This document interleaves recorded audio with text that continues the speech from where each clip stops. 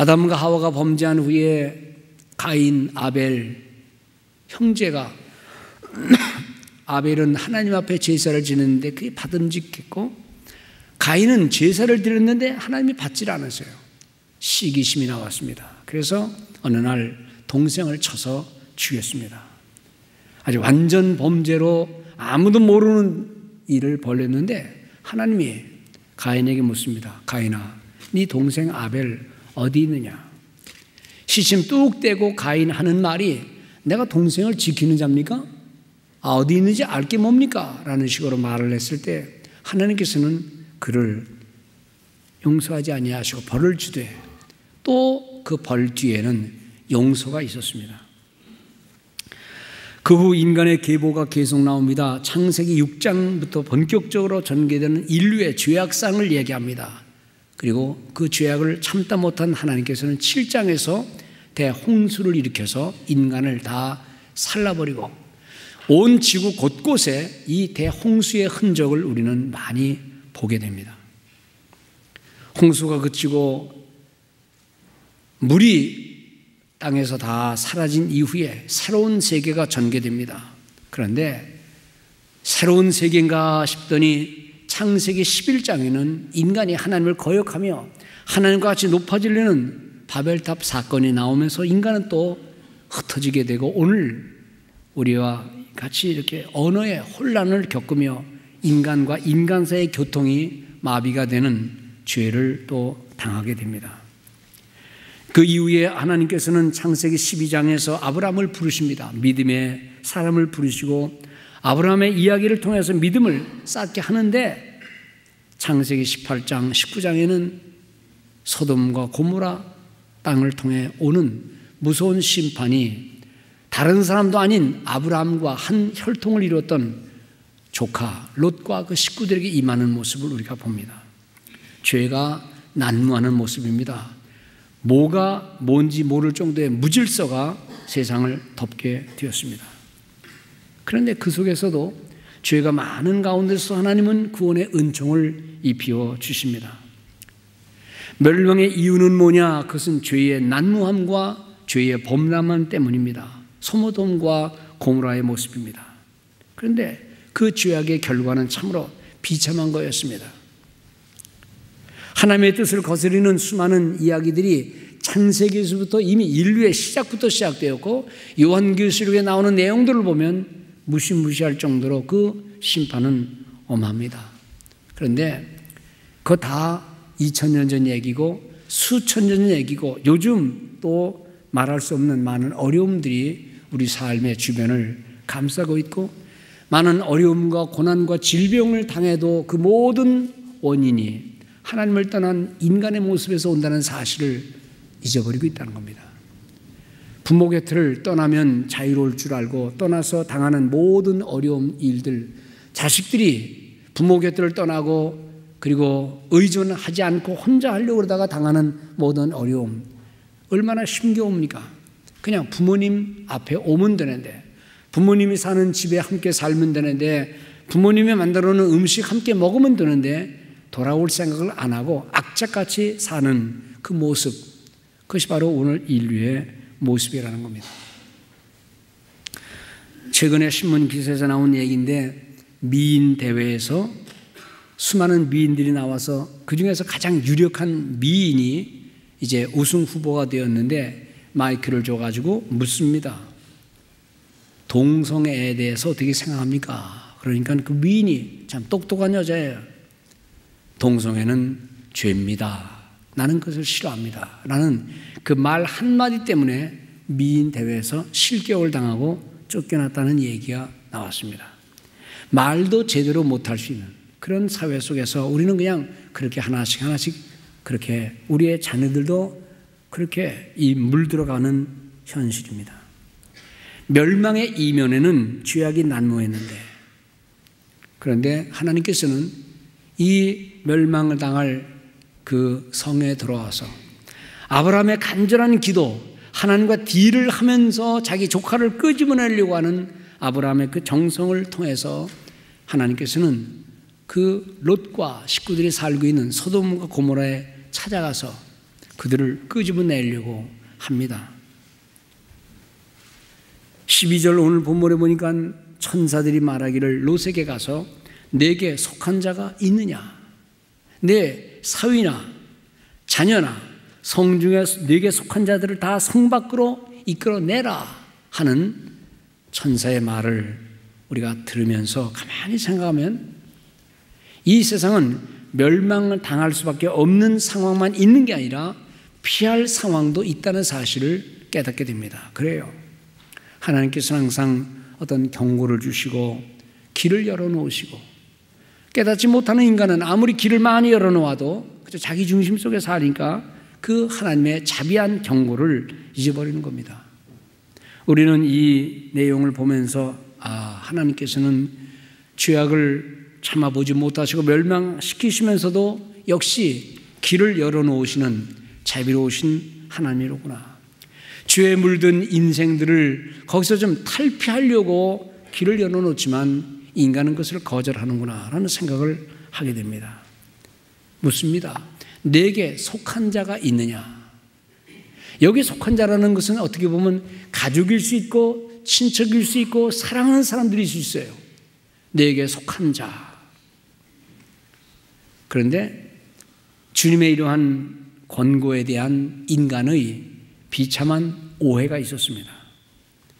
이 뜨거운 아브라함의 끈질긴 신앙으로 인해 천사는 그 말을 듣고 롯과 식구들을 끄집어내기 위해 소돔 고모라 땅을 찾아서 식구들에게 그 말을 다 전해주면서 어서 떠나야 된다라고 얘기를 하는데 그 사위들이 그 얘기를 듣더니 농담으로 여겼다 하는 말이 있습니다. 14절을 보면 롯이 나가서 그 딸들과 결혼할 사위들에게 고하여 이르되 여호와께서 이 성을 멸하실 터이니 너희는 일어나 이곳을 떠나라 하되 그 사위들이 농담으로 여겼더라.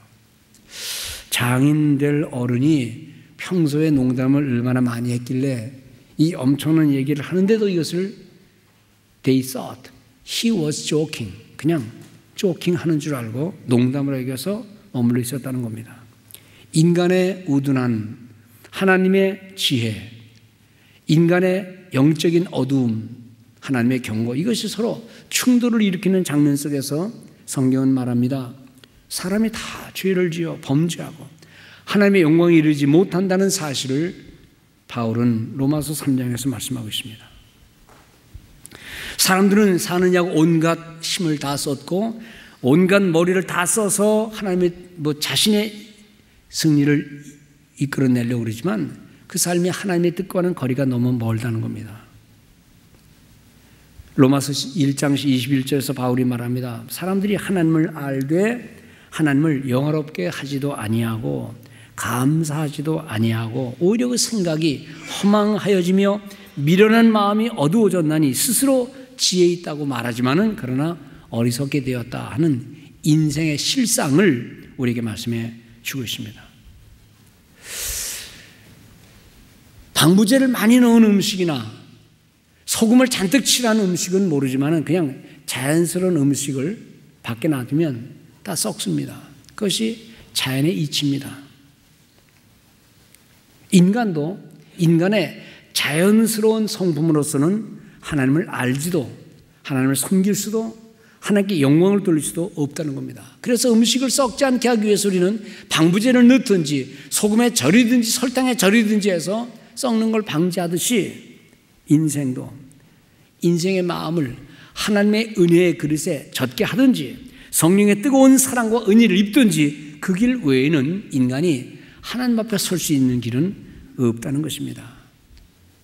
오늘 여기에 엄청난 조금 후에 있을 심판의 모습을 피해서 살 수 있는 길을 하나님께서 천사들을 동원하여 그리고 아브라함의 끈질긴 기도를 통하여 조카에게 임하게 했는데 조카와 그 식구들이 이걸 다 받아들이지 못하고 그리고 또 롯의 아내는 떠나긴 떠났지만은 뒤를 돌아다보면서 그만 소금 기둥이 되었다는 역사적인 사실을 우리가 잘 알고 있습니다. 우리는 이것을 보면서 죄의 비참한 결말, 그런데 그 죄를 이기는 하나님의 자비와 긍휼의 모습이 있었다는 겁니다. 성경에 말씀하죠. 주 예수를 믿으라. 그리하면 너와 네 집이 구원을 받으리라. 그런데 사람들은 그 길을 알지 못하고 또 따르지도 않고 순종하지도 않으면서 자기가 살던 삶의 그 모습을 그대로 견지하려고 하는, 탈피하거나 외면하거나 벗어나거나 뭔가 새로운 길을 가는 데에 익숙지 않고 이렇게 머물러 있는 삶의 영적인 게으름을 우리는 많이 보는 겁니다. 성경은 인간의 죄의 비참함을 이야기할 뿐만 아니라 그 죄를 피할 수 있는, 그리고 전적인 하나님의 주권 속에서 그것을 이겨낼 수 있는 길을 또 우리에게 말씀해 주고 있는 겁니다. 예수 그리스도가 그분입니다. 십자가의 사랑이 그분입니다. 하나님의 은혜가 그 모든 죄를 이길 수 있는 능력의 비결이 된다는 사실을 우리 모든 성도들은, 주님 앞에 나오는 모든 성도들은 꼭 이해하시길 바랍니다. 내가 허물이 많다든, 내가 죄의 짐이 많다든, 나는 이것을 감당할 수 없는 어떤 어려움이든, 이 모든 것들을 내가 지으려고 그러지 말고, 내가 해결하려고 그러지 말고, 그 주님 앞에 가지고 나가서 주님 앞에 다 내어놓고 기도하며 마음의 평안을 누리는 우리 성도들 되시기를 바랍니다. 하나님의 능력의 그 사랑의 그 은혜의 힘은 인간이 가진 그 어떤 억눌림보다도 능력이 있다는 사실을 깨닫고 하나님의 은혜에 젖어 사는 우리 성도들 되시기 바랍니다. 비행기를 오감에 탈 때마다 어린아이 같은 마음을 늘 갖습니다. 수백 명이 탄 비행기, 한 사람마다 갖고 있는 짐이 얼마나 또 무겁습니까? 그 몇 개씩 지고서 비행기를 탑니다. 크지도 않은 비행기, 날개가 그렇다고 무슨 뭐 큰 것도 아니고 그저 그런 건데 그냥 활주로를 미끄러지듯이 쫙 하다가 그냥 하늘로 향해 올라갑니다. 곧 떨어질 것 같은 어린 아이 같은 마음을 가지시지만 비행기는 절대로 안 떨어지고 그냥 날아갑니다. 무게를 가진 모든 물건은 다 떨어진다는 이 중력의 법칙을 우리는 다 알기 때문에 이렇게 무거운 비행기가 어떻게 날 수 있을까? 의심도 하고 걱정도 하지만 떨어지는 중력의 힘보다 이 무게를 받치는 날아가는 양력의 힘이, 추진하는 그 추진의 힘이 크면 비행기는 절대로 떨어지지 않는다는 거예요.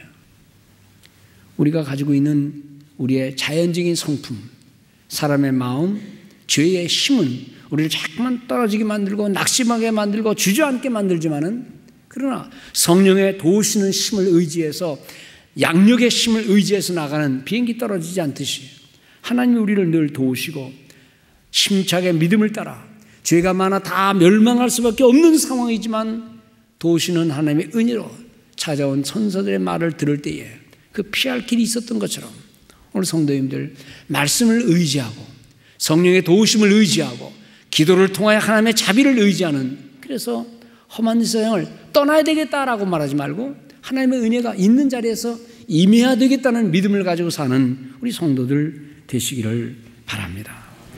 이것이 하나님의 주권적인 사랑입니다. 그 힘이 내게 있는 게 아니라 도우시는 하나님입니다. 강권하는 사랑, 그러면 사람들은 무슨 놈의 사랑이 강권하는 사랑이냐? 사랑은 서로가 어그리하고 서로 같이 마음을 모아 조건 같이 할 때 사랑이지 무슨 강제적인 사랑이 무슨 사랑이냐? 예, 맞는 말이지만은요, 다 해당되는 말은 아닙니다. 남녀 간의 사랑이나 친구의 우정은 그럴 수 있지만 자식을 향한 부모의 사랑은 강제적입니다. 아니 먹지 않고 안 먹겠다는 내버려두면 되지 뭘 뛰어다니면서 야단치면서 먹입니까? 그건 남들이 하는 말이고, 부모가 자식을 향한 사랑은 뛰어다니면서 때려가면서 먹이는 게 부모의 사랑이에요. 밥의 가치를 밥 갖다 주는 할머니의 사랑 알지 못하는 손자 손녀 녀석들이 뛰어다니면서 안 먹겠다고 소리치지만 이 상태로는 안 된다 생각하는 부모의 깊은 마음, 그것 때문에 자식들은 억지로 먹지만, 눈물 흘리며 먹지만 그것이 그 아이들을 성장시키듯이 때로 우리는 하나님의 사랑이란 내 의지와는 관계없이 내리는 하나님의 은혜를 믿고 그죠? 순종하면서 따를 때, 말씀 가운데 살아갈 때 하나님은 우리의 삶을 인도하실 줄 믿습니다. 아무것도 모르는 자녀에게 유일한 희망은 부모의 인내심이고 부모의 교육입니다. 인류에게 남겨진 희망이 뭐가 있느냐? 인간이 아무리 경제적인 발전을 행하고 아무리 많은 지식을 쌓고 아무리 성공을 한다 할지라도 인류는 이미 희망을 상실했습니다. 왜냐하면 하나님의 곁을 떠났기 때문입니다. 얼마나 더 오래 가느냐가 문제일 뿐, 이 한번 꺾여져서 심겨진 이 꽃은 언제 시드느냐의 문제지 생명력은 없는 겁니다. 마찬가지로 화려해 보이는 현대 문명, 그리고 뭘 해볼 것 같은 인간의 의지, 하나님 없는 결말은 결국은 종말입니다. 그러므로 우리에게 있는 유일한 희망은 하나님이 우리와 함께 하시는 겁니다. 끊임없는 하나님의 자비가 우리 가운데 있어야 된다는 사실을 깨닫고 내게 임할 하나님의 은혜를 위해 기도하고, 또 자녀들에게, 내 이웃에게, 우리 교회에, 이 사회에 임할 하나님의 은혜를 상상하면서 그 자비를 간구하는 우리 성도들 되시기 바랍니다. 오늘 창세기 19장, 그 이전에는 창세기 18장인데 거기에는 아브라함과 천사들 간에 밀고 땡기는 대화가 나옵니다. 죄악을 참다 못하여 하나님이 천사를 통해서 그 소돔 고모라를 멸망하러 보낼 때에 아브라함에게 그 사실을 통지합니다. 이미 자기 곁을 떠난 아브라함은 롯을 생각하면서, 하나님, 저 성 중에 그래도 하나님을 믿는 믿음의 사람이 있으면 어떡할랍니까? 그리고 그 사람들은 구해달라 그럽니다. 그리고 하는 말이, 저 성 중에 50명의 의인이 있다면 저 성에 있는 수만 명의 사람을 50명과 함께 50명도 죽일 겁니까? 의인 50명 있다면 멸망 안 시키마. 그래도 50명 다 같지는 않을 것 같아서 또 40명 어떻게 했습니까? 30명은요? 20명은요? 20명 있다면 저 성을 멸망시키겠습니까? 20명만 있어도 멸망 안 시키마. 마지막으로 아브라함이 말합니다. 내 주여 노하지 마옵소서. 다 한 번만 더 말씀하리이다. 만일 저 성에 의인 10명이 있으면 저 의인 10명과 함께 성을 멸망시키겠습니까? 천사는 말이, 의인 10명만 있어도 내가 멸망시키지 아니하마. 그 내용을 보면서 이렇게 생각할 수 있습니다. 그 소돔과 고모라가 멸망당하는 것은 죄 때문에 멸망당한 거다, 맞는 말이지만 또 다르게 보면 의인 10명이 없어서 멸망당한 것이다 라고 말할 수도 있다는 겁니다. 우리는 나의 존재감으로 인하여, 내가 하나님 앞에 올바로 섬으로 인하여 내 자녀들이, 내 주변이 하나님으로부터 구원의 길을 얻을 수 있다는 사실을 이런 것을 통해서 깨닫게 되는 겁니다. 나는 아무것도 아닌 존재지만은, 그러나 내게 하나님의 은혜와 하나님의 자비가 임하면 나로 인하여 내 누군가가 나의 신앙과 나의 기도로 인하여 쓸 수 있다는 사실을 깨닫게 된다는 겁니다. 그러므로 여러분들 한 사람 한 사람의 가치를 결코 과소평가하지 말고, 목회는 문목사가 하는 거다라고 생각하지 말고, 우리 모든 장로님들, 권사님들, 성도님들, 집사님들 한 사람 한 사람이 모든 영혼을 구원하는 가장 소중한 역할을 행하는 사람이라는 이 자부심을 갖고 하나님 앞에 그렇게 사시기를 축원합니다. 어떤 청년이 목사님을 찾아와서 그러더래요. 요즘 다닐 만한 교회가 없다. 다 교회가 좀 이상하다. 좋은 교회를 찾으려고 내가 얼마나 많이 애를 썼는데 아직 못 찾았습니다. 목사님, 제발 좀 좋은 교회를 내게 소개해 주세요. 그러니까 그 목사님이 답을 이렇게 댑니다. 자네, 혹시 자네 생각하기에 참 좋은 교회다, 완전한 교회다 라고 하는 교회를 발견하거든 자네는 그 교회에 등록하지 말게. 왜냐하면 자네 때문에 그 교회가 불완전한 교회가 되기 때문이야 라고 말하더랍니다. 없습니다, 그런 교회는. 자신 속에 하나님의 은혜가 임하는 그 임함에 사람들이 모이면, 비록 그것이 온전지 못하고 죄가 있어도 내가 그 죄를 막는 방부제 역할을 하고 내가 은혜를 나눠주는 그 삶을 살게 되고 그 부족함 때문에 내가 있어야 하는 이유를 발견하고 거기서 헌신한다면 하나님은 그러한 인생을 축복할 줄로 믿습니다. 사람들은 말합니다. 사람들이 요즘 예수를 안 믿습니다. 전도 안 하니 안 믿는 거예요.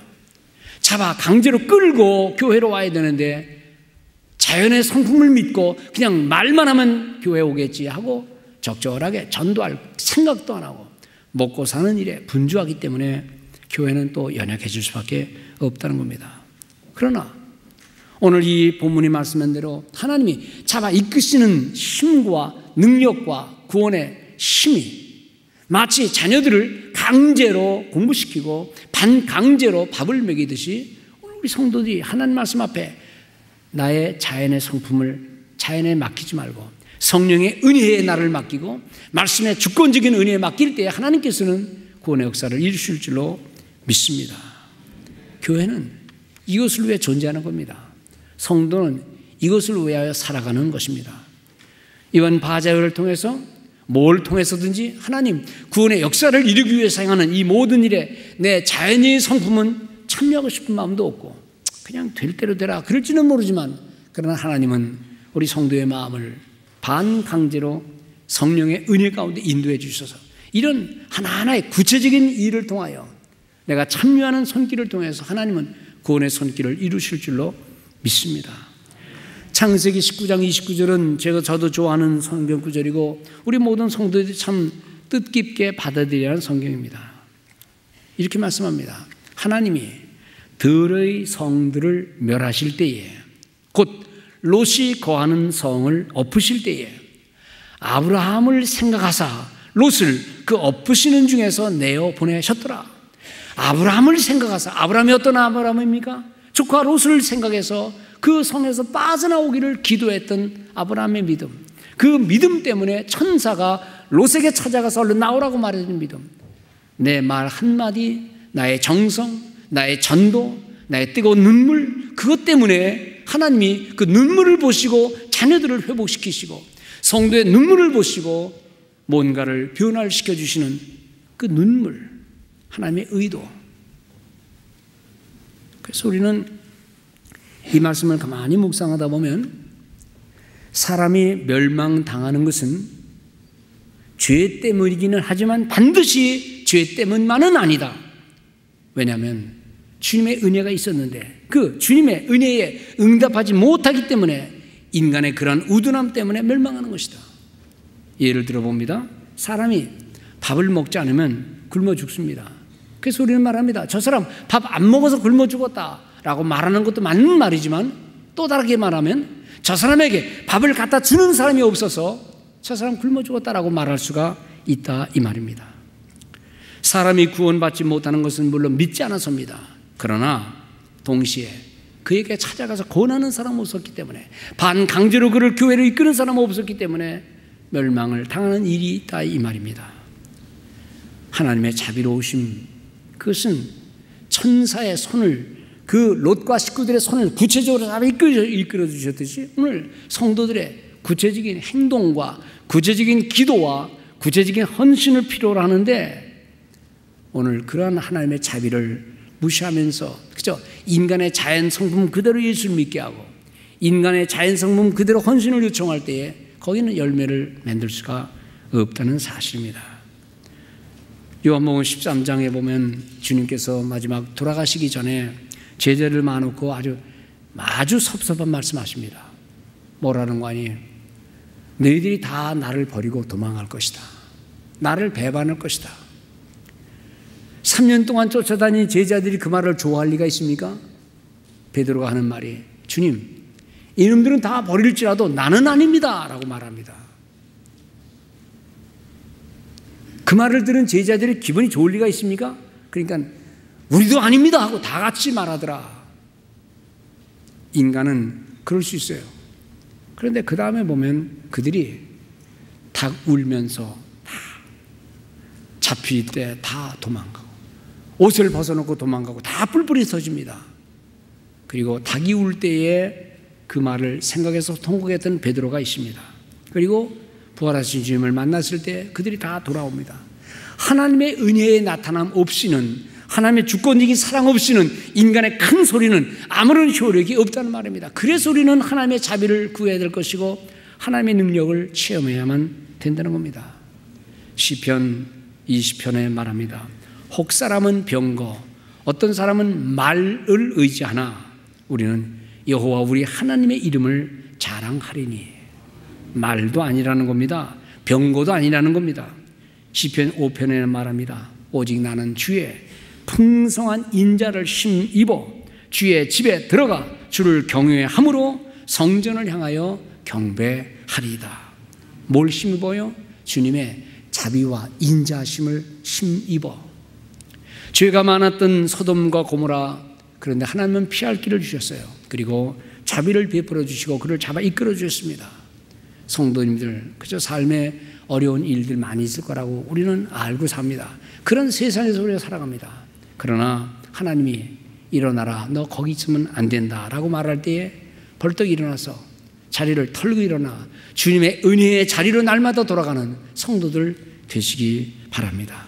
이 고백을 통하여 우리 주변이, 내 가정이 아름다운 향기로 구원의 역할을 감당하는 놀라운 주의 은혜가 주님의 강권적인 사랑을 통해서 헌신하고 순종하는 성도들을 통해서 이루어지기를 주님의 이름으로 축원을 드립니다.